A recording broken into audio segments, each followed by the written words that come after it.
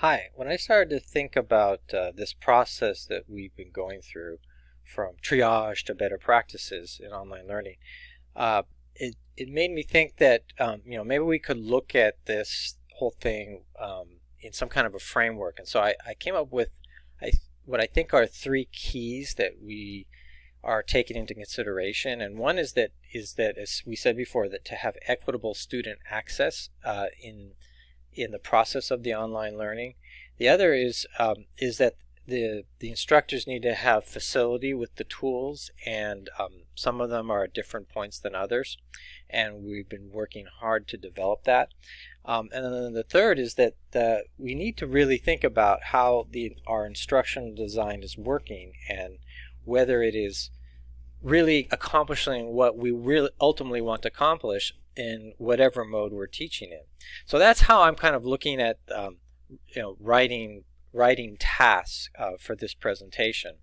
And when I think about these keys, the idea for me is that we want them to coincide as much as possible. We want them to be congruent, and that to me is an indication that we're succeeding.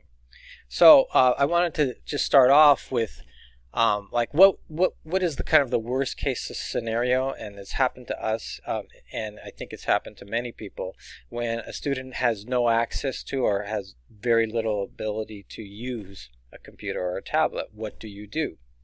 Well, you can in fact just take pictures of text that students are writing.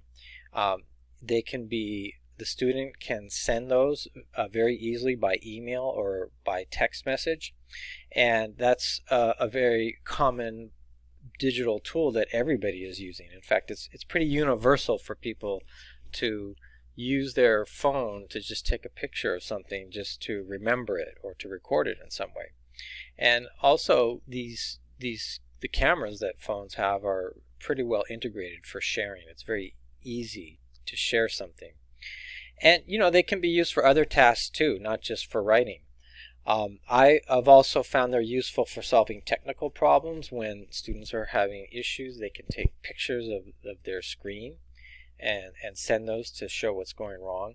It's also good for enrollment problems, and just in general for students to be able to capture instructional materials during video meetings is very, very useful. So I started to think, well, how does this work with the congruence of these keys? And so the student access is, of course, very high, and the instructor facility is already very high in most cases. The design is pretty good, considering it's not the most ideal. It's not there isn't the most flexibility with the materials, and it takes a lot more effort to exchange the information, but it's still very effective. What about a way when there are only cell phones available to do this with another tool, which is Google Forms? This is something that it's like a survey that has questions with fields that you can input information as answers, and it has the option to provide short answers or for paragraph length answers. So this is something that students can really take advantage of. It also can just function like a test or kind of simple exercise. So this is something that can be sent very easily just by creating a link, and it also integrates with other arenas like Canvas or with web pages.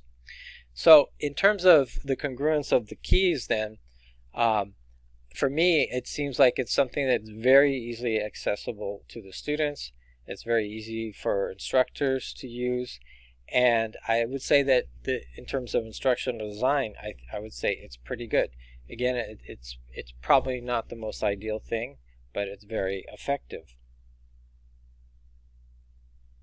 Next, I wanted to consider what we can call or consider digital annotation, because to contrast it with writing on something and taking a picture of it with a camera photo. This is something that is very flexible. It's very quick. It you have the student's electronic version of the student's writing, and then you can make annotations that are indexed with parts of the student's writing. It does take a certain amount of technical coordination. Either that happens through the LMS like Canvas, or you can do it with Google Drive. And I have here an example of what it would look like. So here is the student's writing, which has been shared with the instructor, and you can see that in the right you have the margins where the teacher's comments are made, and then these are linked or indexed with the yellow highlighted part within the text. And you can also go and look at previous versions of the student's writing. So it's like going back in time, and you can see the writing process. So it's really very useful to get a good sense of the student's writing and to work with the student in an iterative way. Now, it is something that is very similar to how you would be just writing in traditional feedback, and it has the same advantages. But it also has additional advantages in that the student's work is always centrally stored in one place, and it's very accessible to all those people involved. In terms of the congruence of keys, I would say that the student access is variable and that it can be problematic. If it's in the LMS, then usually it's not. Google Drive requires a certain amount of student technical ability. Same thing with the instructor. There's a certain a steeper learning curve, I would think, but it's not really that much to do. So it's potentially very, very high congruence of keys. Now, the other way that you can give feedback is just verbally or orally and spoken feedback with the screencast, and that's something that students really, really respond to very well. It's very fast because you don't have to spend as much time writing things out, and it is integrated into an LMS like Canvas. So it might, if you're not using Canvas, then you're going to have to use the separate apps, but there's quite a few of them. There's Screencastify, Screencast-O-Matic, and those integrate very well with YouTube. I would say that in terms of the congruence of the keys is that the student access is very, very high. Instructor facility is variable, but it's a somewhat steep learning curve, but not really too much. So it's potentially very, very high design value. The last thing I'd like to look at is actually combining these last two is a video meeting with student document sharing. So this is really the closest thing to actually meeting the student in person. And it really does allow for a truly dialogic process. And I have a recording of an example. Well, I'm talking about here, though, before the managers. Because Okay, we need to put the managers first and mine next, I think. well, I think we need to put a connector here that says, like the Yeah. ones we just looked at. Okay. What I want to do is like this. Change it to something. Already signed. Okay. I want to take this one, and oops, what did I do? Yeah, I want to do this. Ah, I see. Yeah, I want to connect the two and bring mine later.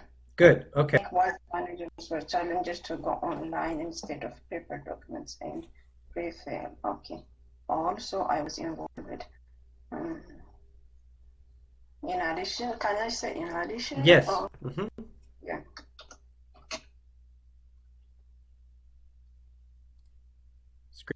So I would say that this is something that really is